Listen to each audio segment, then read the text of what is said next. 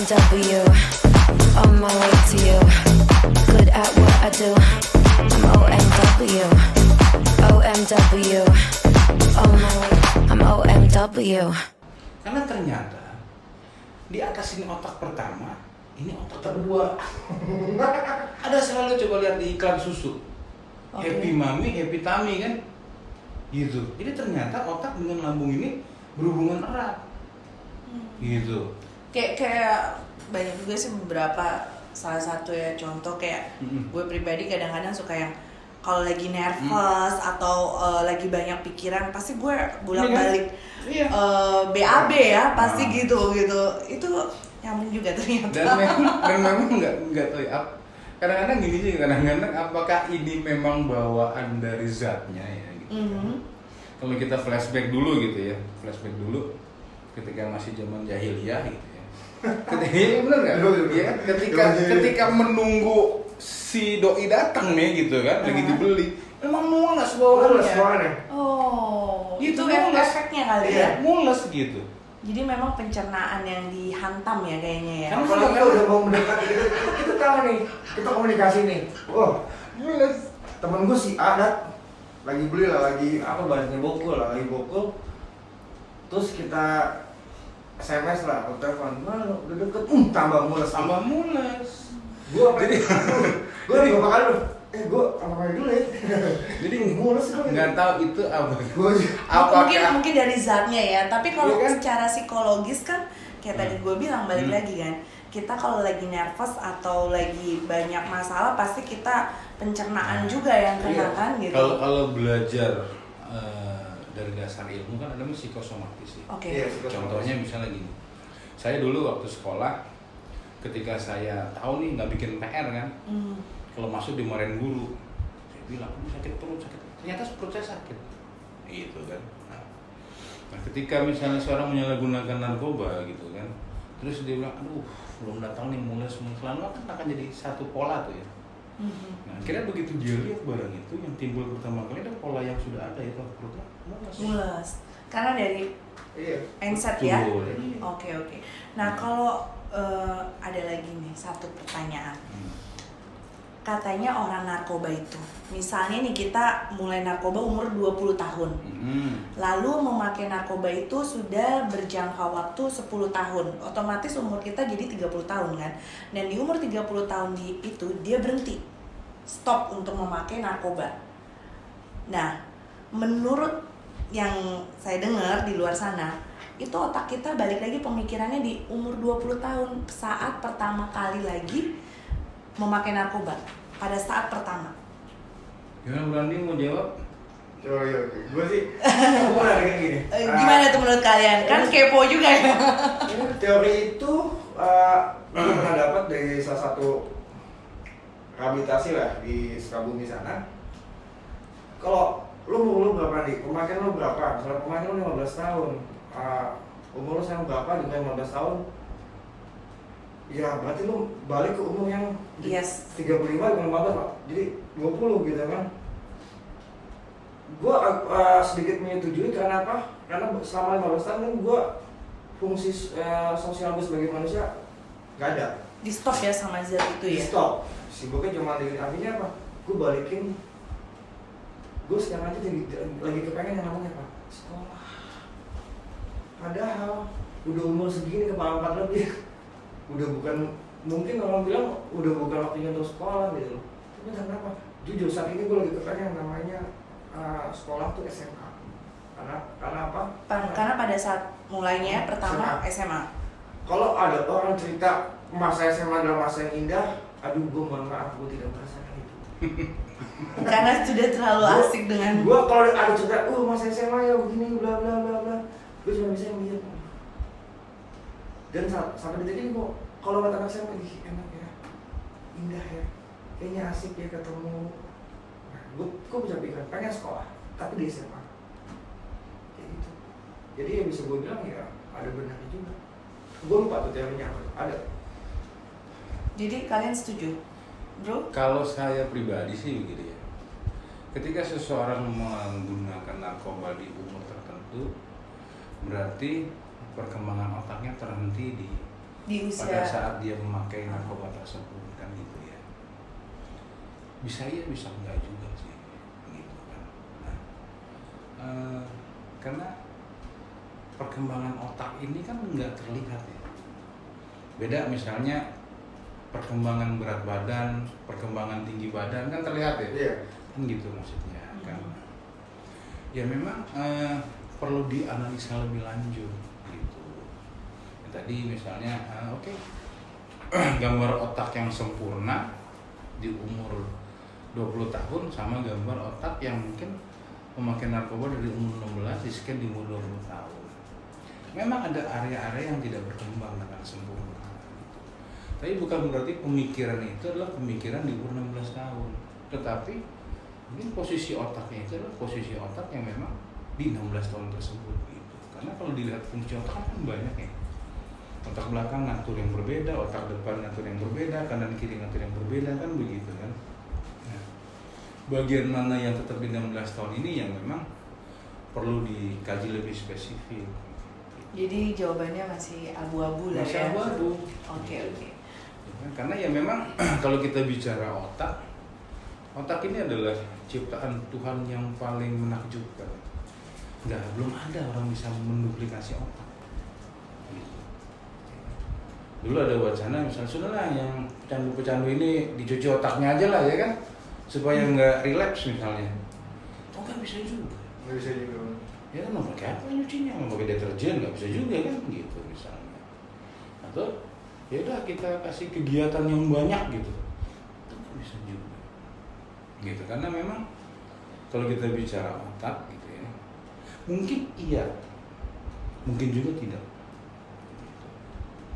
Karena ada juga satu slogan yang saya ingat begini, tua itu pasti, dewasa adalah pilihan. Oke. Ya kan? Karena orang normal pun yang tidak memakai narkoba banyak juga kan yang usia mungkin 40, 30 atau 50 tahun. Dia masih cara berpikirnya masih seperti anak-anak kan gitu. Balik lagi semuanya. Bahkan kelakuannya kayak kecil. Iya, balik lagi berarti kan ke individualnya masing-masing. Nih ngomong-ngomong saya tertarik banget nih sama di poster di belakang saya ini. Ini adalah dampak penyalahgunaan narkoba bagi organ tubuh. Berarti ini semua kalau misalnya jenis narkoba apapun, Iya. dampaknya Apapun. seperti ini. Iya. Berarti mata bisa pupil matanya melebar sehingga menyebabkan isomnia, susah tidur. Iya. Loh, isomnia, kalau dibilang isomnia, saya sendiri juga kan nggak pernah pakai narkoba ya, tapi saya juga insomnia juga gitu. Itu bisa dikatakan gimana tuh? Insomnia ini kan sebenarnya ada yang menjadi dampak dari penyalahgunaan narkoba, tetapi juga bisa jadi habitual juga gitu. Atau terlalu workaholic juga ya kan, terlalu gitu. banyak mikir gitu, jadi sehingga susah tidur ya. Gitu Oke, ya. oke. Jadi nggak semua hal yang negatif ini konteksnya ada dampak penyalahgunaan narkoba. Sama satu lagi nih, nggak semua orang kurus itu kadang kan stigmanya gitu. Iya, orang kurus tuh junkie tuh ya kan. Junkie. Nggak juga cacingan bisa. Cacingan tuh.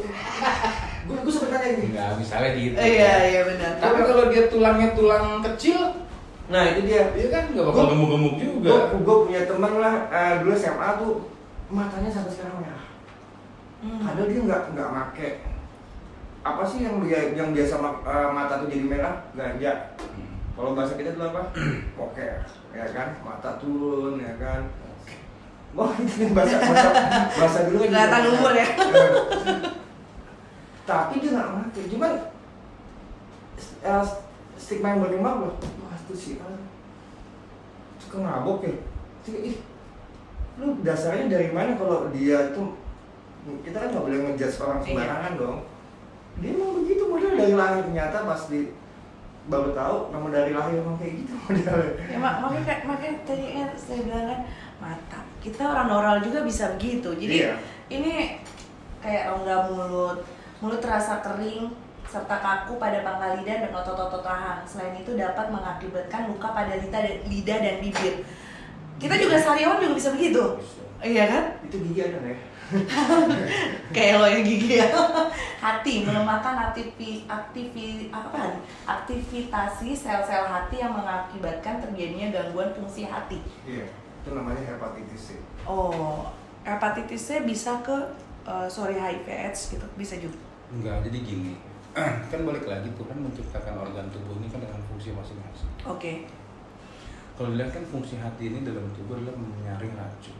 Nah, Racun yang disaring ini kan bisa berasal dari banyak hal, tergantung minuman, makanan, atau antibiotik yang diminum, misalnya kalau kita sakit gitu kan.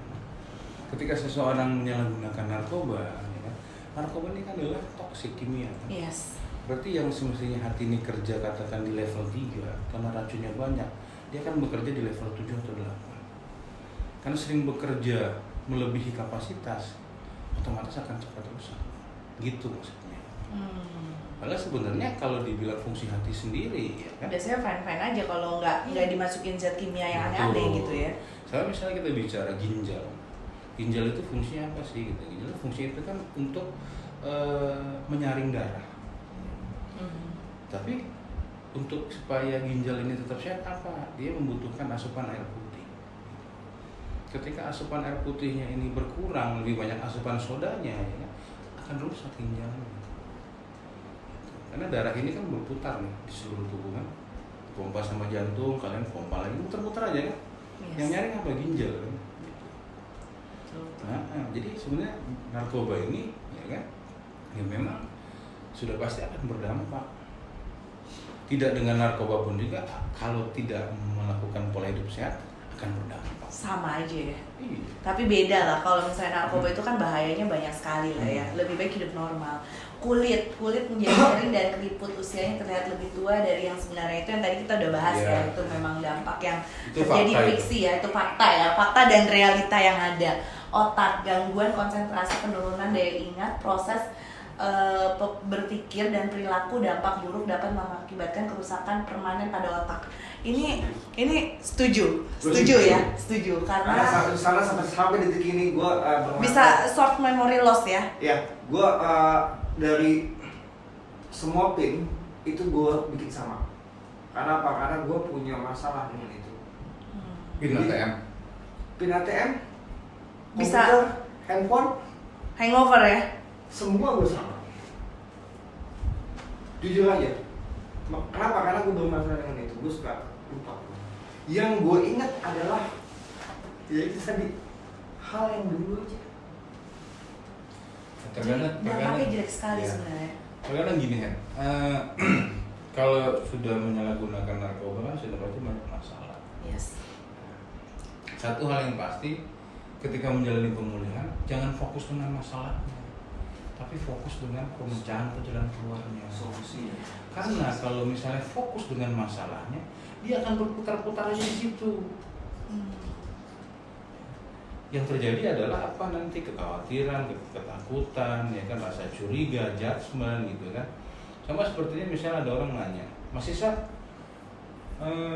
saya punya keponakan tadi misalnya kayak dengan kurus, ya kan, kalau balik dari sekolah mukanya lusuh dan sebagainya, ya kan? Apakah dia pakai narkoba? Ya kan? Saya akan bilang belum tentu. Ya. Untuk mengetahuinya gimana caranya? Ada caranya, yaitu tes urin misalnya. Jangan pernah mengambil kesimpulan tanpa ada dasar yang jelas. Karena kan tidak enak loh dijudge orang kan, enggak. Yes. Nggak enak gitu. Bisa aja anaknya karena dia naik motor pulang pergi sekolah kena debu, ya kan, busuk, Mata merah. Atau gejala anemia juga bisa kan, apalagi sekarang dengan pemakaian amfetamin type stimulan ini ya, gitu kan, nggak bisa dibilang langsung oh ini orang nyabu gitu, nggak bisa. Kenapa? Karena yang terlihat secara kasat mata ini kan dia lebih energik, dia kerja lebih oke dan sebagainya gitu kan. Karena memang bawaan fisiknya dia seperti itu ya kan. Tetapi kalau misalnya dia meeting di ruangan AC dingin dia keringetan, bisa tanda tanya juga kan gitu. Tapi belum tentu juga dia pakai sabun. Bisa aja dengan sakit perut. Iya, atau enggak dia lagi meriang, Nah. ya kan? Benar. Ini jantung memacu denyut jantung di atas normal. Dampak buruknya dapat mengakibatkan pecahnya pembuluh darah pada jantung hingga kematian. Berarti kayak kita pernah dengar beberapa berita lah ya, yang memakai obat-obatan di tempat hiburan malam langsung meninggal di tempat karena overdosis karena memacu jantungnya lebih cepat ya, denyut jantungnya bekerja lebih cepat, akhirnya apa? Pecah mudah. Yang paling bahaya kalau untuk jantung alkohol. alkohol. Kenapa alkohol membahayakan jantung? Karena Apakah alkohol itu kan bikin panas? apalagi kalau alkohol yang berat ya, gitu Yes. ya. Alkohol berat dari hal yang saya pelajari ya kan.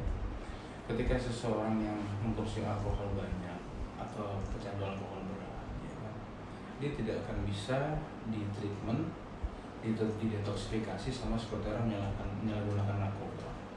Karena akan ada gejala-gejala yang timbul, misalnya dari tremors dan lain-lain, gitu kan. Nah, ketika alkohol masuk ke dalam tubuh, dia kan akan masuk tuh ke pembuluh darah. Oke. Ya kan? Nah, kalau di stop total, ya kan, itu tadi bisa terjadi kemungkinan pecah pembuluh darah. Dan di Indonesia, ya kan, sekarang di Indonesia saya pun belum tahu ada satu treatment khusus, ya kan, untuk penyalahgunaan alkohol berat. Karena penanganannya lebih kompleks. Berarti Gitu. alkohol bisa dikatakan lebih bahaya daripada Lebih narkoba. bahaya. Alkohol is the mother of drugs. Oh, jadi alkohol adalah Ibunya dari Ibunya macam- dah. Dari alkohol. gitu-gitu. Iya. Serem juga ya. Ini balik lagi nih, pencernaan, nafsu makan turun, daya tahan tubuh turun, mudah sakit dan mempengaruhi metabolisme tubuh. Jadi pencernaan itu kan dari semuanya ya. Iya, pencernaan kan kalau kadang-kadang kalau habis menggunakan sabu nafsu makan nggak ada. Jadi kurus ya. Kurus sih nggak juga, tapi asupan nutrisi ke dalam badan ini kan nggak ada. Sedangkan kalau lambung sendiri, lambung ini kan tidak ada yang makanan yang bekerja. Iya. Asam lambung keluar. Ketika asam lambung keluar tidak ada makanan ya, yang akan terkena asam lambungnya dinding lambung. Yang lebih bahaya ketika asam lambung naik ke atas. Yang terkena adalah organ yang di atas lambung. Ada pankreas, ada hati, ada jantung. Nah, kadang-kadang kalau misalnya asam lambung naik kan terasa panas ini. Iya, terus jantung juga kadang-kadang suka berdebar ya. Nah, kalau ingin tahu bahayanya asam lambung itu gampang. Beli daging, dipotong dadu. Sama beli Coca-Cola, masukin ke Coca-Cola, besok lihat seperti apa dagingnya. Aduh, itu bahaya tuh kalau nggak boleh ngomong brand juga kita Oh, ya. ya. Masuk ke dalam soda gitu kan, misalnya, sorry ya kan. Iya. Seperti itu gitu. Memang kan Iya. soda di luar negeri itu kan dipakai sendiri untuk pembersih kloset, toilet gitu. Tapi kalau kita di Indonesia soda itu kita minum ya kan, sama aja ngebakar diri kita. Kalau waktu itu saya dikasih tahu gitu, kalau pengen tahu bahayanya asam lambung ya seperti itu. Besok pagi itu daging pasti hancur. Serem ya. Sebenarnya kalau soda dipakai buat ini nggak dulu nih aja. Di Indonesia juga contoh lah, apa namanya, pasta gigi lah. Pasta itu paling bagus buat ngebersihin ya. Contoh baret mobil. Tapi kita pakai untuk gusik gigi. Ini lebih sehat orang dulu ya. Iya ya, makanya orang dulu tuh kan coba deh kita lihat deh ibu-ibu kita atau nenek kita itu umurnya lebih ini ya, pakai apa? Siri pakai apa? Siwak. Umurnya lebih panjang dan sehat-sehat. Nah, ini balik lagi nih, dampak efek samping setelah pemulihan pulang dari rehab. Itu yang saya pribadi ya, orang awam gitu. Itu kenapa ya? Dampaknya tuh emosional, mood swing, terus sensitifnya tuh mungkin sensitifnya parah sekali ya. Wanita tuh kan sensitif, tapi lebih sensitif lagi dari perempuan ya untuk kaum laki-laki ya. Terus curigaan, terus judgement, terus kalau misalnya dia nggak ada masalah nih, misalnya kita anteng-anteng nih, dia tuh kayak gue akan buat masalah deh, karena kalau nggak ada masalah kayaknya nggak enak banget nih hidup damai-damai aja. Itu bener gak sih efek sampingnya seperti itu? Kalau dibilang efek samping atau dampak dengan Iya, dampak. Oke. Secara emosional pasti. Ya. Berarti kan nanti tinggal dilihat sejauh mana hal itu telah ditindaklanjuti dalam rencana perawatannya. Kenapa itu timbul setelah dia selesai rehabilitasi? Mungkin juga ada unsolving problem. Menangani permasalahan teman-teman yang pulih ini gitu. Itu sama saja melihat gunung es di tengah laut. Ini cuma ujungnya doang kelihatan. Masalahnya di bawah air lebih banyak lagi. Nah, makanya yang paling baik ya maksud saya gitu, adalah support dari keluarga. Walaupun ya kan keluarga ini adalah pihak yang sering kali disakiti, dikecewakan, ya kan, gitu kan, dibohongi gitu ya. Iya ya, tukang apa maksudnya kalau dampaknya juga sering bohong, halusinasi ya, itu emang efeknya dari zat itu berbahaya banget ya. Addictive personality, jadi kepribadian yang timbul karena penyalahgunaan narkoba, timbul juga kepribadian itu. Tapi bisa sembuh nggak? Maksudnya bisa. Itu kan di willingness niat seseorang ini kan kadar persentasenya berbeda-beda ya. Oke. Gitu. Balik tadi ke pertanyaan itu secara emosional sudah pasti berdampak gitu. Nah, sekarang kan kalau misalnya itu kan masalah ya emosional, sensitif, ya kan tiba-tiba tidak ada permasalahan dibuat masalah, ya kan? Gitu. Selain kita cari sebuah permasalahan, ini kita fokus jalan keluarnya seperti apa nih, gitu. Ya dalam arti kata kan gini, apa sih yang kamu butuh, tapi kamu juga harus tahu apa yang saya butuh, kan begitu kan? Karena hidup kan ada sendiri sekarang. Yeah. Saya selalu bilang dengan keluarga adalah begini. Ketika seorang anggota keluarga direhabilitasi, menjalani pemulihan, keluarga pun juga butuh dipulihkan. Yes. Gitu. Jadi pemulihan itu konteksnya harus berjalan berbarengan. Maka dalam pemulihan itu ada rencana perawatan, ada namanya terapi rawatan buat keluarga, ada juga namanya family support group, ada family dialog, ada family counseling gitu. Supaya apa sih? Supaya bisa jalani bareng. Dan dikhawatirkan kalau misalnya anaknya aja nih yang fokus dirawat, keluarganya tidak mau ikut serta dalam perawatan, begitu dia balik tidak akan siap.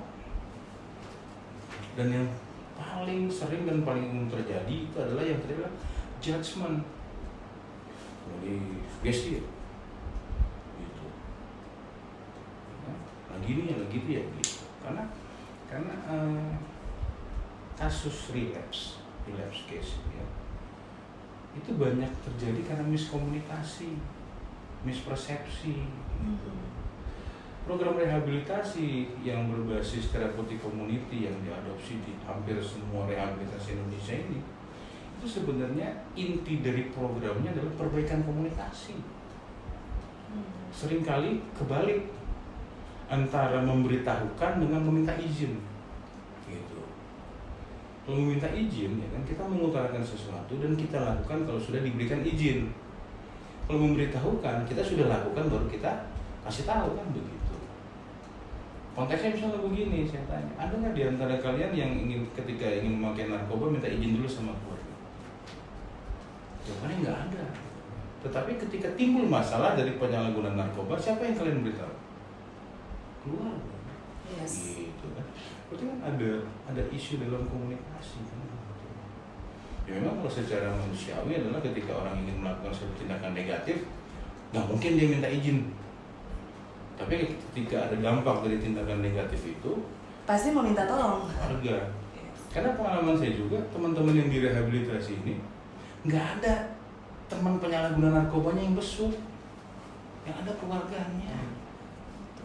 Iya. Gitu. Jadi harus diedukasi juga bahwa ya kan dasar dari pemulihan adalah keluarga yang baik. Dasar untuk pulih adalah niat yang baik, komitmen yang baik. Jadi harus bisa sinkron. Supaya apa? Supaya sama-sama bisa jalan ke arah yang sama nih. Walaupun untuk melakukan dua hal ini itu tantangan. Tantangan apa? Kalau kita bicara keluarga tadi, keluarga itu besar traumanya. Ya kan? Si anak ini ya kan sudah di labeling.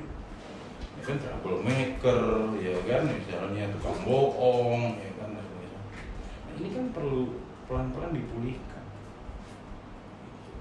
Nah, kalau emosional pasti, nah, kalau memang ada kebutuhan terkait emosional, ya, yang paling baik adalah sistem rujukan.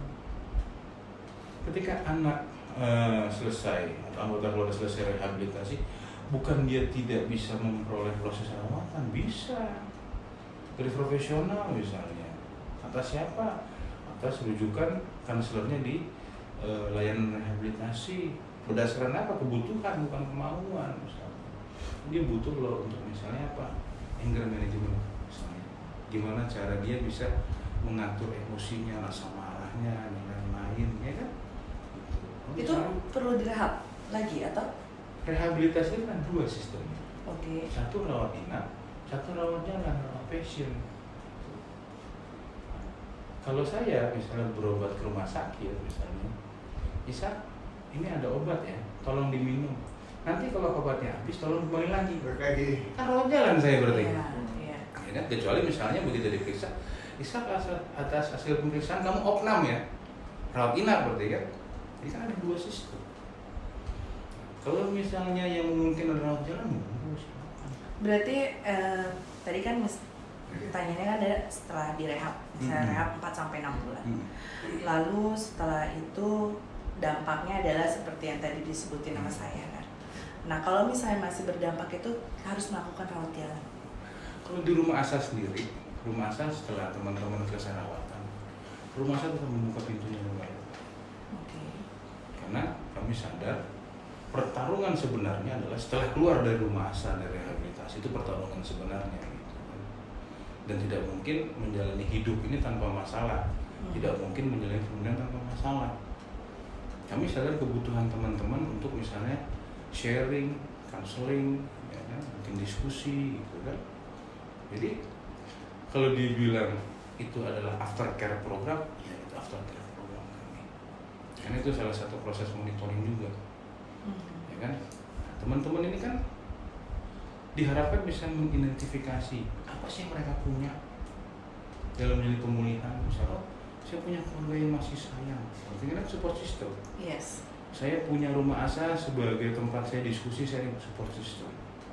Oh, saya punya pasangan yang peduli dengan support system. Jadi dalam pemulihan itu diharapkan dia fokus dengan yang plus ini. Supaya apa? Supaya ya kan fokusnya terhadap yang negatif lama bergeser. Sama seperti posisi memori dalam otak. Ya kan? Saya pernah dikasih tahu bahwa gini, semakin kita memikirkan narkoba akan semakin tebal itu saraf narkobanya. Ibarat kata saraf narkobanya itu kayak kabel yang ditanam di bawah tanah itu kan tebal tuh. Tapi kalau kita tidak memikirkan hal tersebut gitu ya, kita banyak memikirkan keluarga, kita banyak memikirkan kerjaan, kita banyak memikirkan apa sih hobi saya dulu yang pernah saya lakukan ya kan? Seperti Bu Andi bilang, memikirkan hidup itu indah loh ternyata. Lama-lama dia akan mengecil Dan hilang. dan berpindah tempat ke belakang. Gitu. Tadinya nomor 1 jadi nomor 1000. 3 menit lagi, Iya. satu pertanyaan yang buat orang-orang di luar sana yang masih takut untuk rehab. Ya. Tetapi gini juga, walaupun berpindah tempat di belakang, jangan coba-coba dibangunkan. Dibangunkannya tuh seperti apa tuh? Dengan memakai kembali. Iya. Oke, nah ini menarik nih, ya kan? Udah pulang rehab, terus sudah hidup damai, udah seperti Bro Andi bilang tadi ya, Bro Ishak, hidup itu indah.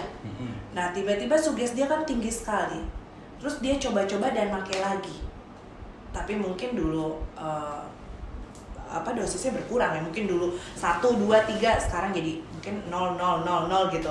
Nah itu harus rehab lagi atau seperti apa tuh? Sebaiknya rehab lagi. Rehab lagi, berarti dia dimulai dari 0. Dari 0 dengan program rawatan yang berbeda. Oke, apa itu harus rehab jalan atau rehab nginap? Kalau saya pribadi sih disarankan rawat inap. Rawat inap. Kalau misalnya gitu ya kan, kayak pasti kan tadi Bro kan bilang kan kita tuh harus produktif ya. Kalau yang bekas pecandu itu harus produktif ya. Tadi ada 4 ya. Kita ngobrol di luar ya, Betul. cuman agak lupa tuh dimulai dari mana tuh tadi ya kan. Nanti bisa dijelasin tuh. Berarti kan teman-teman udah keluar dari rehab gitu. Keluar dari rehab, mereka udah produktif, mereka bekerja, dan mereka mungkin dari faktor X atau karena sugesnya tinggi, akhirnya mereka mencoba-coba lagi. Nah itu kalau mereka yang sudah bekerja atau mereka yang mungkin sudah sibuk dan produktif, itu kalau untuk rawat nginep gimana caranya gitu, sedangkan mereka sudah ada kegiatan dan itu untuk apa, untuk hidup mungkin hidup seperti Andi ya, hidup istri, anak gitu. Solusinya seperti apa? Jadi gini, indikator pulih itu ada 4. Yes. Nah, yang pertama adalah bebas dari segala penyalahgunaan narkoba. Oke. Ya kan? Manusia dalam hidupnya tidak mungkin tidak meminum obat, atau sangat kecil kemungkinan dia tidak mengalami sakit. Tetapi semua yang digunakan sesuai dengan aturan, ya, berarti kan pengguna. Kan? Kalau digunakan di luar aturan berarti jatuhnya penyalahguna. Itu yang perlu dipahami konteksnya dulu nih. Kita nggak bicara putau, nggak bicara ganja, kita nggak bicara sabu gitu kan. Kita bicara adalah penyalahgunaan. Ketika seseorang sudah bisa meredius menjadi pengguna, berarti sudah tahap itu dia pulih. Nah, yang kedua adalah bebas dari segala hal tindakan negatif, ya kan, yang memungkinkan seseorang itu melakukan pelanggaran secara hukum. Yang tadi dibilang bohong, tipu dan lain-lain, sekarang dicoba untuk lebih jujur, terbuka, ya kan, berkomunikasi yang baik dengan keluarga, ya kan, apapun permasalahannya, bahwa setiap masalah bukan narkoba jalan keluarnya. Yang ketiga adalah belajar untuk mempunyai pola hidup yang sehat. Waktu tidur, waktu makan, bekerja, refreshing, itu kan perlu belajar ya. Yes. Gitu. Nah, yang terakhir adalah produktif. Belajar mandiri, ya kan, untuk memenuhi kebutuhan sendiri secara mandiri gitu maksudnya. Jadi tidak tergantung dengan orang lain. Kalau itu sudah bisa dilaksanakan, ya kan, seorang tersebut baru bisa dibilang dia pulih secara seutuhnya. Kalau tadi pertama dia sudah semuanya dilakukan terus dia relapse, lebih baik rawat inap atau rawat jalan. Kalau saya pribadi lebih baik saya rawat inapkan, gitu. Tapi dengan program yang disesuaikan dengan kebutuhannya. Oke. Ya kan?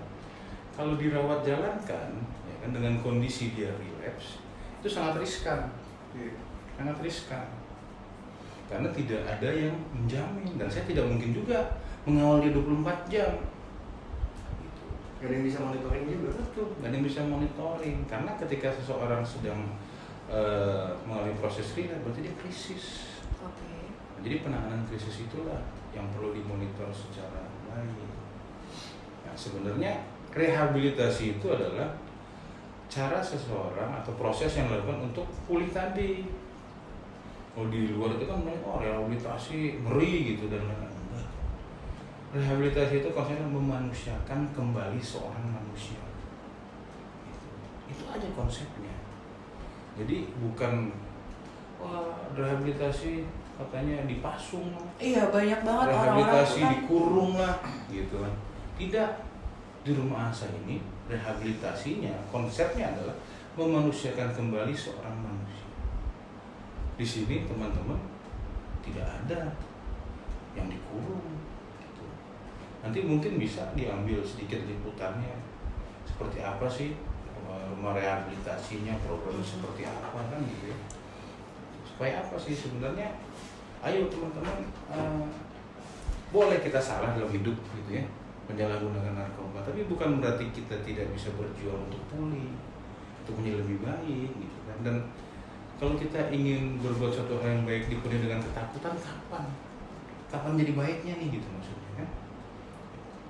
Boleh mengecewakan keluarga, ya kan, mengecewakan keluarga, tetapi kita juga punya kekuatan untuk membahagiakan keluarga kan gitu. Asalnya kita yakin, kita mau, ya kan, dan kita konsisten melakukan hal tersebut. Jadi kalau dibilang rehabilitasi itu yang mengerikan, saya rasa ada masalah. Tidak ya? Jauh dari mengerikan ya, bukan dia? Kekeluargaan malahan ya. Iya, kalau menurut gue sih rehabilitasi itu bukan tempat yang menakutkan. Rehabilitasi adalah tempat orang untuk berubah jadi lebih baik dari hari ke hari gitu. Buat baik tuh nggak ada salahnya. Jadi ya nggak usah takut rehabilitasi. Jadi kalau misalnya kalian yang ngerasa Tidak seperti apa yang mereka iya, bayangkan, gitu. pecandu, jangan pernah takut untuk rehab, datang aja langsung. Nah tadi balik lagi tuh, kalau misalnya kan tadi kan produktif tuh, kalau mereka lagi bekerja sudah produktif, terus gimana untuk kalau misalnya mereka relapse ya? Rawat inap. Kalau nggak bisa rawat inap gimana gitu loh solusinya? Ini kan mungkin ada teman-teman di luar sana yang mengalami hal seperti itu ya gitu loh. Bisa dibuatkan sistem rawat jalan, intensive outpatient, dengan indikator program yang disepakati. Jadi programnya dibuat harus dengan kesepakatan kan. Bukan katanya saya, bukan katanya klien. Kita buat berdasarkan kebutuhan. Bisa kita bahaskan program rawat jalan sesuai dengan kebutuhan dan kesepakatan. Nah itu durasi waktunya tergantung tingkat relapse-nya sendiri. Yang pasti begini, program di rumah asa adalah program rehabilitasi yang memanusiakan kembali manusia berdasarkan kebutuhan untuk pemulihan orang tersebut. Gitu. Karena kami posisinya adalah membantu, bukan menentukan seseorang itu akan pulih atau tidak pulih. Yang menentukan pulih tidak pulih adalah orang tersebut sendiri. Balik lagi ke diri sendiri. Betul. Ya. Oke, thank you banget Bro Andi, Bro Ishak. Ada nggak sih pesan-pesan buat kalian untuk generasi muda nih? Apalagi sekarang tuh kan terlalu banyak ya drugs itu kayaknya menjadi tren gitu. Buat yang belum kena narkoba ataupun yang sudah kena narkoba, lebih baik jangan kalau menurut saya gitu kan. Jangan pernah coba-coba. Kalau Bro Andi? Kalau pesan gue sih jangan pernah coba sekali. Karena kita mesti ingat dimana sekali ada 2, 3, 4 dan seterusnya. Jadi apapun alasannya jangan pernah coba, even itu cuma sekali. Karena kalau udah masuk lingkaran itu butuh proses untuk keluar dari lingkaran itu. Gitu. Jadi jangan coba-coba deh. Apapun alasannya. Say no to drugs. Say no to drug, war on drugs. Oke? Oke. Tetap sehat dan produktif. Jadi jangan Coba-coba. coba-coba. See you. Bye bye.